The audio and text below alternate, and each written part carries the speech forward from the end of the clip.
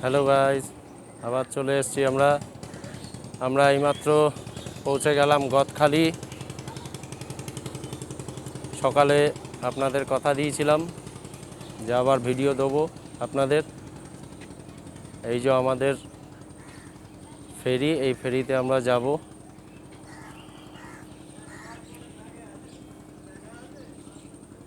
চলুন আস্তে আস্তে, এই যে আমাদের সবাই উঠছে ফেরিতে। আমরা আস্তে আস্তে ফেরির দিকে যাই। এই যে আমাদের বিকাশ দা, আমাদের প্রোগ্রাম অ্যারেঞ্জার বিকাশ দা আমাদের। দাদা, আজকে কোথায় কোথায় কি ঘুরবো একটু বলো। আজকে এখন গদখালি থেকে আমরা চড়বো, চড়ার পরে আমরা বনবিথি যাব। ওখানে কিছু দেখার জায়গা আছে। তারপরে হ্যামিল্টন যে ছিল তার বাংলো দেখতে যাব। রবীন্দ্রনাথ ঠাকুরের স্মৃতি বিজড়িত একটা জায়গা আছে, ওখানে যাব। পাখিরালয় যাব। এটা অনেক প্রোগ্রাম আছে।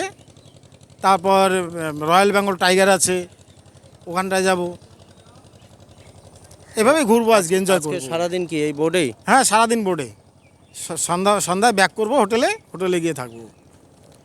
সেই মজা হবে। মজা বলতে কি, মানে নৈসর্গিক দৃশ্য, এটা মানে কল্পনার অতীত। যে না আসবে সে বুঝতে পারবে না এখানে কি আছে। আসতে হবেই। আর ইলিশ উৎসবে আসছি, ইলিশ বলে কথা। 1.5 কেজি সাইজের ইলিশ নেওয়া হয়েছে, 1 কেজি 600-700 এরকম সাইজের। জমিয়ে খাবো। ধন্যবাদ দাদা। তাহলে এবারে আস্তে আস্তে, এই হচ্ছে আমাদের ফেরি। আমরা আজকে সারাদিন থাকবো এতেই। আস্তে আস্তে এবার নিয়ে যাই ফেরির দিকে।